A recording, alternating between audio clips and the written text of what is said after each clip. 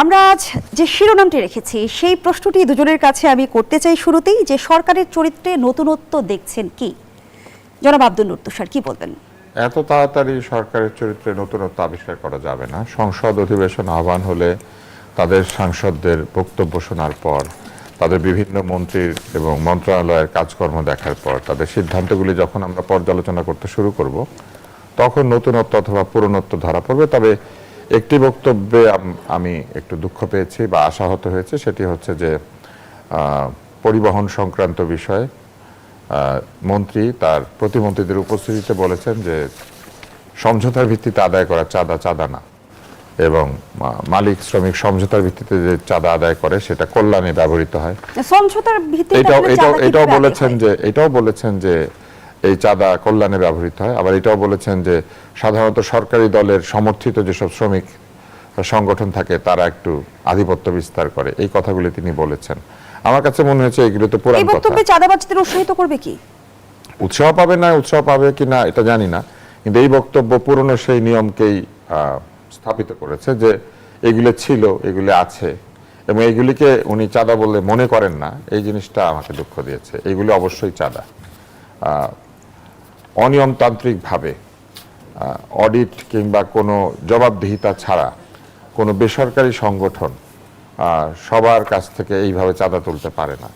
সংগঠন তার সদস্যদের কাছ থেকে চাঁদা নিতে পারে মাসিক ভিত্তিতে অথবা ষান্মাসিক ভিত্তিতে অথবা বাৎসরিক ভিত্তিতে, কিন্তু দৈনিক ট্রাক চলাচল করলে বা পরিবহন চলাচল করলেই যে চাঁদা তোলা হয় সেটা কোনোভাবেই চাঁদা না। সেটা কোনোভাবেই সমঝোতার ভিত্তিতে নয়, এবং সেটা নৈতিক নয়। সেটা অবশ্যই অনৈতিক, এবং সেটা এক্সটর্শন, চাঁদাবাজি। এই চাঁদাবাজি হচ্ছে পরিবহন খাতের একটি বৃহৎ দুর্নীতি, এবং সমঝোতার ভিত্তিতে উনি যে বলেছেন এই বিষয়টি নিয়ে আমি এই জন্য আরো দুঃখ পেয়েছি যে যখন সিন্ডিকেশন হয়, অর্থাৎ চিনির দাম বাড়ানো হয়, পেঁয়াজের দাম বাড়ানো হয়, তেলের দাম বাড়ানো হয়, বলে যে কিছু লোকজন সংঘবদ্ধভাবে সিন্ডিকেট করে জিনিসপত্রের দাম বাড়াচ্ছে, তাহলে সমঝোতার ভিত্তিতে যদি চাঁদা নিলে সেটা চাঁদা না হয়, তাহলে সিন্ডিকেট করে যদি জিনিসপত্রের দাম বাড়ায় তাহলে কি সেটা সিন্ডিকেট হলো? ওনারা তো সমঝোতার ভিত্তিতে করেছেন, তাই না? দিনের শেষে এই পয়সাগুলি সাধারণ জনগণ দেয়। দ্রব্যমূল্য বাড়ে, অনিয়মতান্ত্রিক আচরণ বাড়ে, এই চাঁদাবাজি নিয়ে দখল বেদখল বাড়ে, এমনকি চূড়ান্ত ক্রাইম বা ক্রিমিনাল কাজকর্ম হয়। তাহলে আমার কাছে মনে হয় যে উনি যেটা বলেছেন এটা অনেকটা পুরনোদের মতো। যে সরকারের সামনে পাহাড় সম চ্যালেঞ্জ রয়েছে, সেই চ্যালেঞ্জ মোকাবেলা করতে পাহাড় নাকি পিঁপড়া এটা কোনো ইম্পর্টেন্ট বিষয় না। সরকারের সামনে যা থাকবে সরকারকে সেটাই মোকাবেলা করতে হবে। অতএব পাহাড় সম রয়েছে অথবা পিঁপড়া সম রয়েছে তাতে কি? যেভাবে মন্ত্রিসভা গঠন হলো সেখানে নতুনত্ব দেখছেন কি? না, সেখানে তো নতুনত্ব আছে। সেখানে তো অধিকাংশ আছেন যারা, মানে অনেকেই আছেন যারা প্রথমবার এমপি হয়েছেন, তো এটা নতুন না। 24 প্রতিমন্ত্রী সবাই নতুন। হ্যাঁ, তো এটা নতুন না। নতুনত্ব তো অবশ্যই আছে। নতুন মানুষ এসেছেন, হয়তো নতুন চিন্তা আসবে। এটার জন্য তো আমি বলেছি যে সরকারের নতুনত্ব বিবেচনা করতে গেলে এখনই বলা যাবে না, এটা একটু ধীরে বলতে হবে। তবে আজকের বক্তব্যটা নতুন না, বরং এইটা আগের চাইতেও আমি বলবো যে একটা পর্দাহীন বক্তব্য হয়েছে। এটা ঠিক হয় না। কিন্তু এই যে বিরোধী দল এবং সরকার থেকে বলা হচ্ছে যে এখন থেকে সংসদ সদস্যরা ট্যাক্স ফ্রি গাড়ি এবং প্লট নেবে না, এটা কি আমরা বিগত সময় যেমনটি দেখেছি প্লট বিলাসিতা বা ট্যাক্স ফ্রি গাড়ির যে আমরা চর্চা বা প্রবণতা দেখেছি সেগুলো থেমে যাবে? এইটা একটা জনতুষ্টিমূলক সিদ্ধান্ত। এটা দিয়ে বাংলাদেশে কিছু আসবে যাবে না। আপনি মনে করেন 300 গাড়ি যদি আমদানি হয়, এই 300 গাড়িতে সরকার 600 কোটি টাকা ট্যাক্স মওকুফ করে। প্রফেসর মোহাম্মদ ইউনূস শুধু তার একটা আয়কর মওকুফ বা কি একটা কর মওকুফ করেছেন 600 কোটি টাকার বেশি। একজন ব্যক্তি তার প্রতিষ্ঠানের জন্য এটা মাফ করিয়ে নিয়ে গিয়েছেন। আর এরা তো 5 বছরে এই গাড়িটা ব্যবহার করবেন, 10 বছরে ব্যবহার করবেন। আর গাড়ি করমুক্ত অবস্থা আনলে যে খুব একটা ভালো মন্দ আমি সেটা মনে করি না, এই কারণে যে গাড়ি হচ্ছে ডেপ্রিসিয়েবল বা অবচয়মূলক একটি সম্পদ। এটা যত চলবে এটার পিছনে খরচ করতে হয়। করমুক্ত অবস্থায় গাড়িটা আনা যায়, কিন্তু যখন গাড়ির এই চাকা বদল করতে হয়, গাড়ির পার্টস বদল করতে হয়, এটা তো করমুক্ত অবস্থা আসে না। ফলে যারা এই যে 12 হাত কাপড়ের 13 হাত বিচির মতো একটা বিরাট গাড়ি নিয়ে আসেন, এই বিরাট গাড়ি মেনটেন করতে তাদের কিন্তু কষ্ট হয়। ফলে টাকা পয়সা না থাকলে এইসব গাড়ি না নাই ভালো। আরেকটা হচ্ছে অনেকে কিন্তু আগে গাড়ি এনে ব্যবসা করেছেন। তাই আমি মনে করি যে করমুক্তির সুবিধা সংসদ সদস্যদেরকে দেওয়া যেতে পারতো, কিন্তু গাড়ির মূল্য নির্ধারণ করে দেওয়া উচিত ছিল যে আপনি এত মূল্যের অধিক অথবা এত সিসির অধিক গাড়ি কিনতে পারবেন না। কিন্তু প্রত্যেকেই যেটা করেছেন অতীতে সেটা হচ্ছে একটা হাতি মার্কা গাড়ি কিনে এনেছেন, যে গাড়ি সাধারণ মানুষের গ্যারেজে ঢুকতে পারে না, এত বড় গাড়ি। আপনি দেখবেন প্রায় ট্রাকের সাইজের গাড়ি, ওটা দিয়ে মই দিয়ে নামতে হয়। এক একজন সংসদ সদস্যের যে উচ্চতা, সেই উচ্চতায় গাড়ির পাশে দাঁড়ালে তাদেরকে মানে বামন মনে হয়। তো এই কারণে আমার কাছে মনে হয়েছে যে এই সব অকাজ কুকাজের কারণে আসলে এই ধরনের মানে চোখে দৃষ্টিকটু এই ধরনের আচরণের কারণে মূলত গাড়ির বিরুদ্ধে মানুষের একটা বিবমিশা তৈরি হয়েছে। আর আরেকটা যেটা বললেন যে প্লট, এখন যারা সংসদ সদস্য পদে নির্বাচন করেন তাদের অধিকাংশই ধনী ব্যক্তি, এইবারের সংসদে কোটি কোটি টাকা আছে এরকম লোকই বেশি। ফলে এদের প্লট না হলেও ফ্ল্যাট আছে, থাকার জায়গা আছে। আর এই এত টাকা পয়সা না থাকলে সংসদ ইলেকশন করেছেন কিভাবে? ইলেকশনে কয় টাকা খরচ হয় এখন তো আমরা জানি। অতএব তাদের যদি প্লট বাড়ি গাড়ি না থাকে তাহলে তাদের তো উচিত ছিল আগে প্লট বাড়ি গাড়িগুলি কিনা, তারপরে জনসেবা করতে আসা। এত টাকা খরচ করে জনসেবা করতে আসতে তো কেউ তাদেরকে বলে নাই। অতএব প্লট বাড়ি গাড়ি নিবেন না, এটা বলাটা আসলে এক ধরনের মানুষকে একটা বুঝ দেওয়া। এবং রাজকারীর মানুষ আসলে কিছু একটি আসে বিষয়ের না। সাথে অভ্যস্ত, সেটি হচ্ছে যে ভিআইপি মুভমেন্ট যখন আমরা দেখি তখন মানে একটা রাস্তা স্তব্ধ হয়ে যাবে, আমরা যানজটে আটকে থাকবো ঘন্টার পর ঘন্টা। এই ভিআইপি কালচারের অবসান হলো কি? তারেক রহমান আমরা দেখলাম যে নিরাপত্তা প্রটোকল কমিয়ে সাধারণের কাতারে এসে দাঁড়ালেন। দেখেন, সমস্যাটা ভিআইপির না, আমি বরং মনে করি যে প্রধানমন্ত্রী এবং প্রেসিডেন্টের চূড়ান্ত নিরাপত্তা দেওয়া উচিত। এইটা ছোট করে দেখার কোনো সুযোগ নাই। সমস্যা হচ্ছে আমাদের ঢাকা শহরের যে রাস্তা, ঢাকা শহরের যে যানবাহন ব্যবস্থাপনা, সেইটা। ঢাকা শহরে ব্যাটারি রিক্সা চলবে, ঢাকা শহরে ধীর গতির যানবাহন চলবে, আবার উচ্চ গতির যানবাহন চলবে। এই শহরের যানজট তো কোনোদিন দূর হবে না। যানজট বরং দূর করা খুবই জরুরি। আপনি সাধারণের কাতারে এসে দাঁড়িয়ে যদি আমাদের প্রধানমন্ত্রী নিরাপত্তার অভাব হয়, সেটা তো আমি চাই না। আমি মনে করি যে প্রধানমন্ত্রী এবং প্রেসিডেন্টের নিরাপত্তা, চূড়ান্ত নিরাপত্তা দেওয়া উচিত। এবং সাইরেন বাজালেন না, কিন্তু খালি রাস্তা দিয়ে তাদের যাওয়া উচিত। তারা তো আর প্রত্যেকদিন সারাদিন মানে বেড়ান না, তারা তো এক জায়গা থেকে আরেক জায়গায় সারাদিন যাতায়াত করেন না। তারা এমনও হয় যে সপ্তাহে একদিন বা 2 দিন মুভমেন্ট হয় তাদের। তো এইরকম সময় 1-2 ঘন্টা আমি মনে করি যে রাস্তাঘাট বন্ধ থাকতে পারে। এই জিনিসটাকে আধুনিকায়ন করা যেতে পারে, অর্থাৎ যত কম সময় বন্ধ রাখা যায়, অর্থাৎ শুধুমাত্র ওই সময়টুকু ছাড়া বাকি সময়টুকু যে আটকে রাখা হয়। যেমন আমি আগে দেখেছি যে এই কনভয় যাওয়ার অন্তত আধা ঘন্টা আগে রাস্তা বন্ধ হয়ে গেছে। এটা না করলেই হয়। তবে রাস্তা বন্ধ করার আমি বিরুদ্ধে না। আর আরেকটা জিনিস হচ্ছে যে ঢাকা শহরের যান ব্যবস্থাপনাকে অবশ্যই নতুনভাবে দেখা উচিত। এই যে লাখ লাখ ব্যাটারি রিক্সা, যারা কর দেয় না, যারা রাস্তায় জায়গা দখল করে বসে থাকে, যাদের গতি কম হওয়ার কারণে অন্য গাড়িকে সেই গতিতে নেমে আসতে হয়, এবং যারা দুর্ঘটনা ঘটায়, করবিহীন যানবাহন কেন ঢাকা শহরে চলবে? জি, ব্যারিস্টার শাহরিয়ার কবির, যেমনটি প্রশ্ন রেখেছিলাম যে সরকারের চরিত্রে নতুনত্ব দেখছেন কিনা, সেটি দিয়ে শুরু করি। হ্যাঁ, কিছু তো নতুনত্ব দেখতেছি। একটা নতুনত্ব দেখতেছি, 236 জন মিলিয়নিয়ার আর 13 জন বিলিয়নিয়ার, আর হচ্ছে 150 জন ঋণ খেলাফি। এইটা হচ্ছে টিআইবি রিপোর্ট। সো এটা একটা নতুনত্ব। দ্বিতীয়টা, আমি তুষার ভাইয়ের সাথে একদম সম্পূর্ণ একমত হয়ে একটু অ্যাড করতে চাই। সাবেক অর্থমন্ত্রী যখন বলছিলেন ঘুষকে হালাল করছিলেন স্পিড মানি বলে, এবং সেটা নিয়ে কিন্তু ব্যাপক সমালোচনা হয়েছিল, কিন্তু সমাধান হয়নি। ওই স্পিড মানির জন্যই কিন্তু বেগমপাড়া কী হয়েছে, তৈরি হয়েছিল। আজকে সড়কে সমঝোতার ভিত্তিতে টাকা নেওয়া চাঁদা নয়। আবার বলছি, সড়কে সমঝোতার ভিত্তিতে টাকা নেওয়া চাঁদা নয়। আপনি সড়ক সমঝোতা পাচ্ছেন কোথায়? সড়ক তৈরি করার জন্য আপনাকে 2টা ট্যাক্স দিতে হয়। একটা হচ্ছে কি, আমি যার গাড়ি আছে তারা একটা ট্যাক্স দেয়, রোড ট্যাক্স বলা হয়। আমি রোড ইউজ করি, সেজন্য সরকারকে আমি ট্যাক্স দিব, সেটা হচ্ছে রোড ট্যাক্স। আর একটা ট্যাক্স দেওয়া হয় মিউনিসিপ্যাল কর্পোরেশনকে, আমরা একটা ট্যাক্স দিই, বা সিটি কর্পোরেশনকে ট্যাক্স দিই। আপনি ট্যাক্সের বাইরে, এবং বলা আছে কনস্টিটিউশনে ট্যাক্স ইম্পোজ করার একমাত্র মালিক হচ্ছে কে? সংসদ।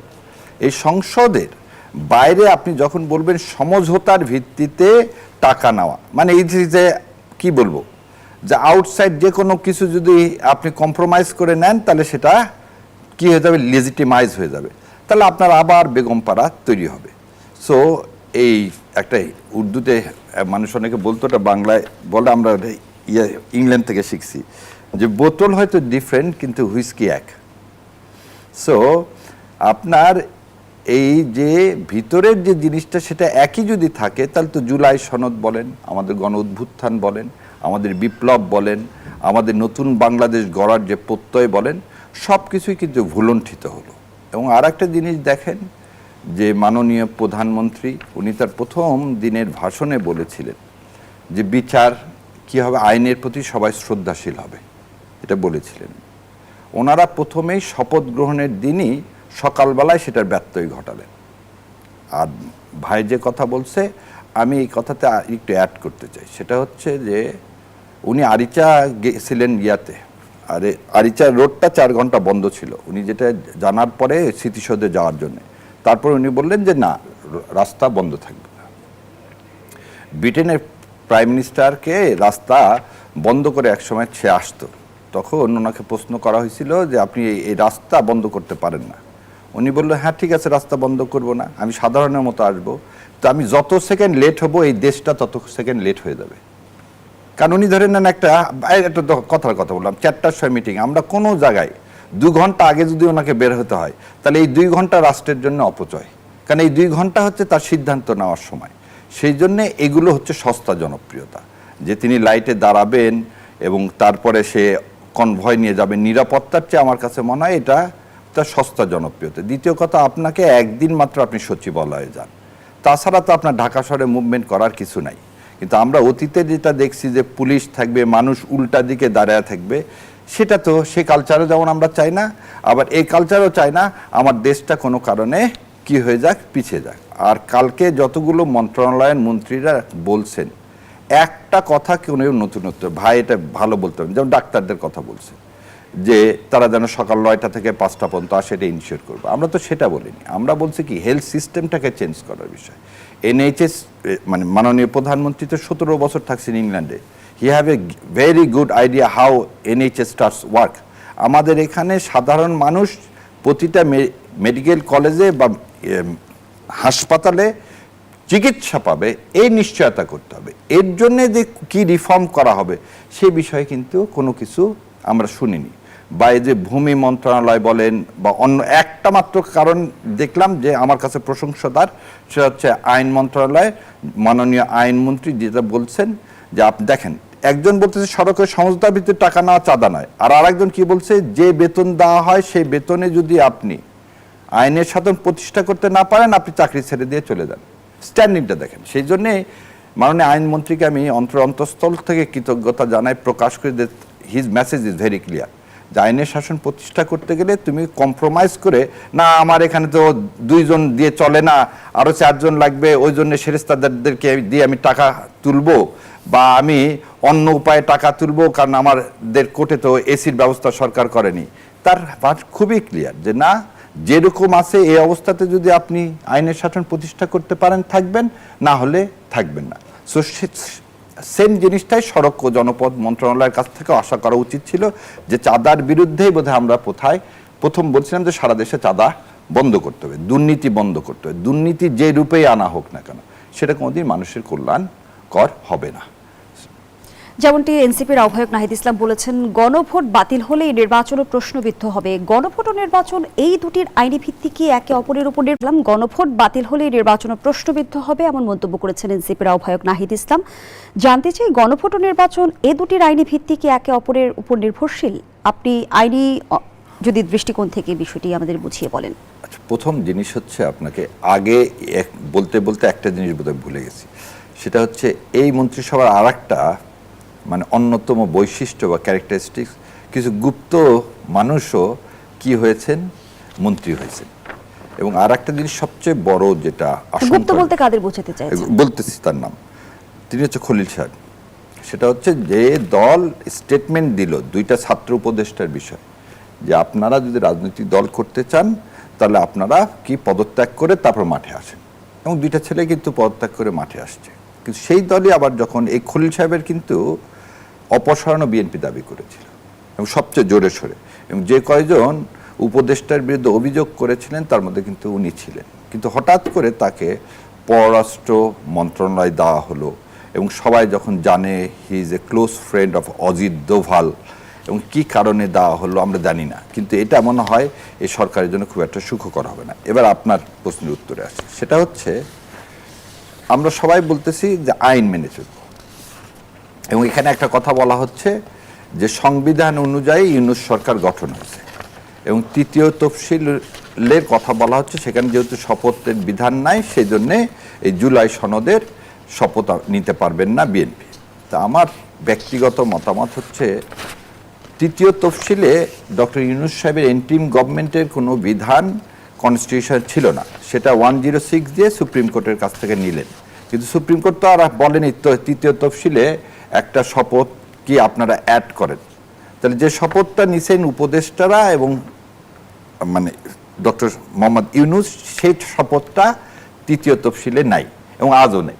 সো যদি সেই শপথটা বৈধ হয়ে থাকে তাহলে আজকে এই যুক্তিটা একটা ছোট জগন্নাথের মতো। থার্ড জিনিস, আপনি কিছু মানবো কিছু মানবো না, এটা হবে না। যেটা আমার কাছে আজকে সবচেয়ে বড় দুঃখের বিষয় হয়েছে সেটা হচ্ছে মেজর হাফিজ সাহেব আজকে একটা স্টেটমেন্ট করছে। মেজর হাফিজ সাহেব স্টেটমেন্ট করছে গণভোটে রাজি না হলে নির্বাচন দিত না ইউনূস সরকার। ইউনূস সরকার হচ্ছে আমাদের সরকার, ইউনূস সরকার গণভোটে না দিলে নির্বাচন দিত না, সেজন্য আমি রাজি হয়েছি, কিন্তু এখন গণভোটের ভিত্তি নাই। তাহলে এটা কি একটা প্রতারণা হয়ে যাচ্ছে না জাতির সাথে, সমস্ত মানুষের সাথে? এবং আপনি আরো একটা জিনিস দেখেন, 68.2% মানুষ ভোট দিচ্ছে হায়ার পক্ষে, এবং কি তাজ্জব একটা ব্যাপার, গোপালগঞ্জে কিন্তু 3টা সিটেই কিন্তু বিএনপি জিতছে, কিন্তু সেখানে আবার না ভোটে দিচ্ছে। তার মানে বিএনপি যে হায়ার পক্ষে কখনো ছিল না, আজও নাই, অতীতেও ছিল না, ভোটের আগেও ছিল না। এই কথা যখন আমরা বলতাম অনেকে রাগ করতো। পার্বত্য চট্টগ্রামেও কি বিএনপি জিতছে, কিন্তু না ভোট জিতছে। তার মানে কি বিএনপির যারা ভোটার তারা কিন্তু হাঁ ভোটে ভোট দেয়নি। তাহলে হাঁ ভোটে কারা ভোট দিলেন? হাঁ ভোটে সাধারণ মানুষ, যারা কি জন্য দিলেন? জুলাই সনদকে বাস্তবায়নের জন্য। তাহলে আপনি 68%, আপনি পাইছেন 51%। তাহলে আপনি 68% লোকের যে মতামত, তাকে কি আপনি সমর্থন করবেন না সম্মান প্রদর্শন করবেন? এটাই তো গণতন্ত্রের নিয়ম। আর আপনি যে যুক্তিতে বললেন যে না শপথের বিধান নাই, তাহলে ডক্টর ইউনূস অবৈধ, এই ইলেকশন ডাকাটা অবৈধ, মানে দুইটা ইলেকশনই তো একসাথে ডাকছেন। এই ইলেকশন কমিশন গঠন হয়েছে সেটা অবৈধ, এই সুপ্রিম কোর্টের বিচারপতিরা যারা বসে আছেন তারা অবৈধ, আপনার প্রশাসনে যারা বসে আছেন তারা অবৈধ, আপনি যে মন্ত্রিসভা গঠন করলেন সেটা অবৈধ, এই সংসদ নির্বাচন অবৈধ, তাহলে সব অবৈধ হয়ে যাবে। ডকট্রিন অফ নেসেসিটির কারণে যদি জিয়াউর রহমান সাহেব সিএমএলএ থেকে রাষ্ট্রপতি হিসাবে শপথ নিয়েছিলেন, সেটাও কনস্টিটিউশন ছিল না, কিন্তু সেদিন সে এ দেশকে রক্ষা করার জন্য নিয়েছিলেন। ডক্টর মোহাম্মদ ইউনূসকে আমরা সবাই মিলে বসাইছি, তখন সংবিধানের বালায় ছিল না।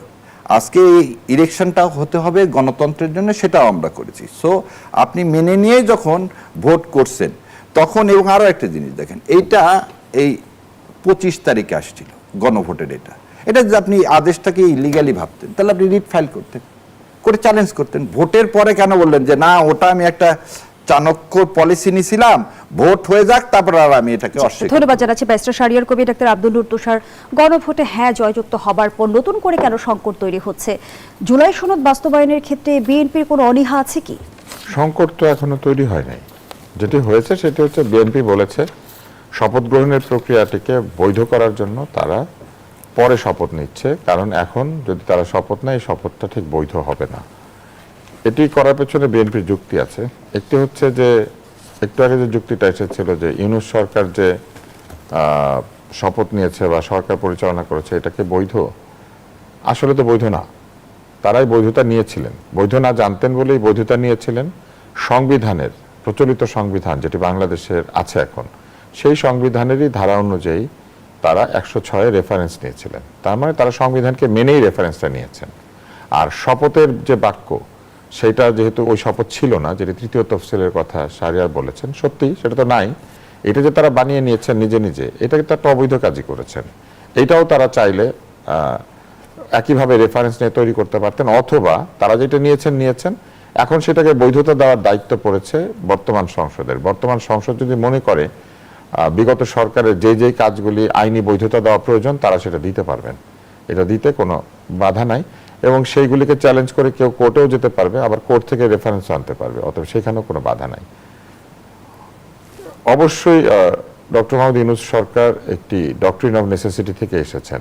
ওই সময় প্রয়োজনীয়তার জন্য অনেক কিছু তাদেরকে করতে হয়েছে বা অনেক কিছু করা হয়েছে যেগুলি না করে উপায় ছিল না। আবার অনেক কিছু তারা করেছেন যেগুলি না করলেও চলতো, এবং তারাই যে না করলেও চলতো সেই জিনিসগুলি করতে গিয়েই অনেক ধরনের সংকট তৈরি করছেন। তার মধ্যে একটা হচ্ছে গণভোট।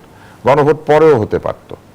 এই জুলাই সনদের উপরে মানুষের যে আস্থা আছে কি নাই, এটা সংসদ তৈরি করে গণভোটের এই পুরো প্রক্রিয়াটাকে সংবিধানে সংযুক্ত করে নিয়ে তারপরে গণভোট আয়োজন করা যেতে পারত। কিন্তু এই ঝুঁকিতে যেতে কেউই রাজি হয় নাই, কারণ সকলেই মনে করেছে যে এই পুরা জুলাই বিপ্লব এবং সবকিছুকে একটা আইনি বৈধতা দিতে হবে। এই আইনি বৈধতা দেওয়ার প্রক্রিয়ার ভেতরে গিয়ে আসলে গণভোট আয়োজনের দরকার পড়েছে, এবং এই গণভোটের আইনি বৈধতা আবার নাই, কারণ গণভোটও সংবিধানে নাই। ফলে এইটাকেও সংবিধানে সংযুক্ত করতে হবে। ফলে এইটাই হচ্ছে বিশ্বের একটি অন্যতম গণভোট, যেখানে বলা হচ্ছে যে আপনি যদি গণভোটে হ্যাঁ দেন তাহলে বাংলাদেশের সংবিধানে গণভোট যুক্ত হবে। তার মানে সংবিধানে গণভোট নাই, গণভোটকে যুক্ত করার জন্য আপনি গণভোট করছেন। তাহলে কিসের ভিত্তিতে গণভোট করছেন? ওই একইভাবে ডক্ট্রিন অফ নেসেসিটি। তো সবকিছু ডক্ট্রিন অফ নেসেসিটিতে না নিয়ে গিয়ে বিএনপি যেটা বলেছে, আমি যেটা বুঝেছি সেটা হচ্ছে যে তারা সংসদ অধিবেশন আহ্বান করবেন, বিভিন্ন কাজে বৈধতা প্রদান করবেন, তারপরে তারা তার ভিত্তিতে একটি সংবিধান সংস্কার পরিষদ যদি দরকার হয় তাহলে গঠন করবেন। এইখানে আবার আজকেই বিদেশে অবস্থানরত সম্ভবত তিনি, আজকে আমি দেখেছি, হয়তো আজকে দিয়েছেন না কালকে দিয়েছেন জানি না, তানিয়া আমির বলেছেন যে দুইটা শপথ একসাথে নেওয়া যায় না, একটা নিলে আরেকটা বাতিল হয়ে যায়। উনি কিভাবে বলেছেন জানি না। ফলে জটিলতা উদ্ভব হয়েছে। কিন্তু এইসব জটিলতা কিছুই উদ্ভব হতো না যদি সংবিধানের যে সংস্কারগুলি, সেইগুলির দায়িত্ব জুলাই সনদ অনুযায়ী নির্বাচিত সংসদের হাতেই ছেড়ে দেওয়া হতো। কিন্তু জনাব আব্দুল লত্তর নিশ্চয়ই মনে আছে, যখন আমরা দেখলাম যে জুলাই সনদের চূড়ান্ত খসড়া প্রকাশ হলো, তখন কিন্তু সেই খসড়া নিয়ে বিএনপির তরফ থেকে প্রতারণার অভিযোগ তোলা হয়েছিল, এবং বিএনপি কিন্তু বেশ কিছু প্রস্তাবে নোট অফ ডিসেন্টও দিয়েছে। এখন প্রশ্ন আসে, যদি জুলাই সনদ বাস্তবায়নও হয় তাহলে কি পূর্ণাঙ্গভাবে বাস্তবায়নের সুযোগ আছে কিনা? আমি বিশ্লেষণটা শুনবো, আবারও বিরতির সময় হয়েছে, বিরতি নিয়ে ফিরছি। দর্শক, জনতন্ত্র গণতন্ত্রের এই পর্যায়ে আবারও বিরতি নিচ্ছি, সাথেই থাকুন। আবারও আমন্ত্রণ, দেখছেন জনতন্ত্র গণতন্ত্র। আমরা আবারও ফিরছি আলোচনায়। ডাক্তার আব্দুল লত্তর, বিএনপি কি অনেকটা বাধ্য হয়ে গণভোটে রাজি হয়েছে, কিংবা জাতীয় ঐকমত্য কমিশন কি সংস্কার চাপিয়ে দিয়েছে?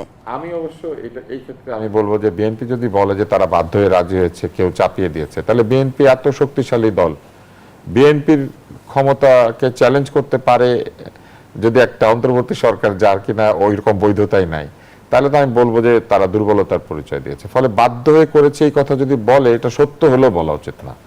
বাধ্য হয়ে কেন কিছু করবে, তাই না? যদি কাউকে বাধ্য করা যায় তাহলে তো তাকে ভবিষ্যতেও বাধ্য করা যাবে।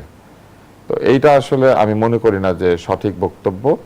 বাধ্য হয়ে করে নাই, তবে হয়তো কৌশলের অংশ হিসেবে করেছে। তারা চেয়েছে যে কোনোভাবেই নির্বাচনটা বিঘ্নিত না হোক, এবং তারা চেয়েছে যে নির্বাচনের পরে জনগণের রায় নিয়ে কাজ করতে। ফলে এটা তাদের রাজনৈতিক কৌশলের অংশ হতে পারে। কিন্তু বাধ্য করার মতো শক্তি কি আসলে বিএনপিকে ছিল কারো, যেখানে আওয়ামী লীগ নাই দেশে, এবং বিএনপি দেশের বৃহত্তম দল হিসেবে প্রায় এস্টাবলিশ, যেই জোরেই তাদের কিছু লোক আনরুলি হয়ে চাঁদাবাজি করেছে। আর গোপালগঞ্জের বিষয়ে শাহরিয়ার একটি কথা বলেছেন, আমি শুধু ওই জায়গাতে একটু দ্বিমত করি, এই কারণে যে গোপালগঞ্জের বিএনপি তো জিতারই কথা না। গোপালগঞ্জে বিএনপি যে ভোট পেয়েছে এগুলো আওয়ামী লীগেরই ভোট। ওইখানে আসলে আওয়ামী লীগাররা একদিকে বিএনপিকে ভোট দিয়েছে, আরেক দিকে না ভোট দিয়েছে। অর্থাৎ তারা এই সংস্কার বা অন্য সবকিছুকে এক ঢালাওভাবে না দিয়ে দিয়েছে, আবার তারা বিএনপিকে হ্যাঁ দিয়েছে যাতে তারা তাদের চিরশত্রু বলে যাদেরকে মনে করে তারা যেন সেখানে আসতে না পারে কোনোভাবে। অবশ্যই এমনি তো আসতে পারতো না, কারণ ওইখানে যে ভোটের ব্যালেন্স, সেখানে জামাতে ইসলামী আমার ধারণা জয়ের চিন্তাও করে নাই। তবে এনসিপিও যাতে কোনোভাবে এই দেশে ক্ষমতা আসতে না পারে তারা সেটা চেষ্টা করেছে, যেটার ভবিষ্যৎবাণী আমি আপনার অনুষ্ঠানে একভাবে একটা ভবিষ্যৎ ধারণা আমি দিয়েছিলাম যে আওয়ামী লীগের ভোটাররা এটা করবে। ওইটাই গোপালগঞ্জে প্রমাণিত হয়েছে। কারণ এই গোপালগঞ্জে কিন্তু এনসিপি ঢুকতে পারে নাই। আপনার মনে আছে কি অবস্থা হয়েছিল, রণক্ষেত্র। ফলে গোপালগঞ্জ কিন্তু আসলে টেস্ট কেস না। জি, ধন্যবাদ। ব্যারিস্টার শাহরিয়ার কবির, আমরা দেখেছি বিএনপি বেশ কিছু প্রস্তাবে নোট অফ ডিসেন্ট দিয়েছে, সেগুলো বাস্তবায়নে বিএনপি বাধ্য কিনা? এখন যে প্রশ্নটি সামনে এসেছে যে উচ্চ কক্ষ কিভাবে গঠন হবে, প্রাপ্ত ভোটের ভিত্তিতে নাকি আসনের ভিত্তিতে? দেখেন আমি দুইটা জিনিস বলি, ভাই যেটা গোপালগঞ্জের কথা বললো, পার্বত্য চট্টগ্রামেও মানে যেখানে হোক, আমি বলছি যে যে লোকগুলো বিএনপিতে ভোট দিছে তারা, হ্যাঁ আওয়ামী লীগের লোক দিয়ে থাকে ভাইয়ের এই পারসেপশনটা রাইট হতে হবে, কারণ গোপালগঞ্জে তো বিএনপি জেতারই কথা না। কিন্তু কারোই আমি জেতার কথা না। এখানে একটা জিনিস দেখেন, ভাই এগুলো বিষয়ে ভালো জানে, জিয়াউর রহমান সাহেব, শহীদ রাষ্ট্রপতি জিয়াউর রহমান সাহেব যখন রেফারেন্ডাম করছিলেন তখন কিন্তু কনস্টিটিউশনাল রেফারেন্ডাম ছিল না। 75 তখন সালে কনস্টিটিউশনই ছিল না, না, স্থগিত ছিল। না মানে ছিল হ্যাঁ, না, ছিল না। Constitution was null and void. Null and void স্থগিত ছিল। না, তার মানে রেফারেন্ডামের কোনো বিধান ছিল না, কিন্তু একটা রেফারেন্ডাম প্রথম হয়েছে, তারপরে কিন্তু পার্লামেন্টে ইলেকশন হয়েছে। So there is an procedure, যার মাধ্যমে যে বিএনপি যে এক্সাম্পলটা দিচ্ছে সেই এক্সাম্পলটা অলরেডি তারা কিন্তু করছে। আর যেটা বললেন যে সিনেটের কথাটা, যদি আমরা এখনো উচ্চকক্ষের নাম কি হবে সেটাই ঠিক হয়নি, যে সেখানে আপনি একটা জিনিস বোঝেন যে গণরায়কে আপনি উপেক্ষা করবেন কেমন করে। যেটা বললেন যে গণভোটটা দিলেন কেন, আপনি তো গণভোটটা মেনে নিলেন, আপনি জুলাই সনদে সাইন করলেন, নোট অফ ডিসেন্ট দিচ্ছেন, খুব ভালো কথা, নোট অফ ডিসেন্ট দিচ্ছেন, আপনি সংস্কার পরিষদে যে আপনি সেটা নিয়ে আলোচনা করেন, কিন্তু কথা হলো যে আপনি তো ভোটটাকে ভাই, এই ভোটটা হলো, সংসদ নির্বাচনটা হলো তো এই রেফারেন্ডামের উপর ভিত্তি করে, কিসের উপর ভিত্তি করে, এই জুলাই সনদের উপর ভিত্তি করে। আমরা যদি জুলাই সনদকে অস্বীকার করি তাহলে আমাদের এই দ্বিতীয় স্বাধীনতা, দ্বিতীয় বিপ্লব, আমাদের আমরা যে বলি সংস্কার, একটা নতুন বাংলাদেশ, এই সবগুলোকেই কি অস্বীকার করা, এবং এই নিশ্চয়ই আলোচনার অস্বীকার মধ্য করে দিয়ে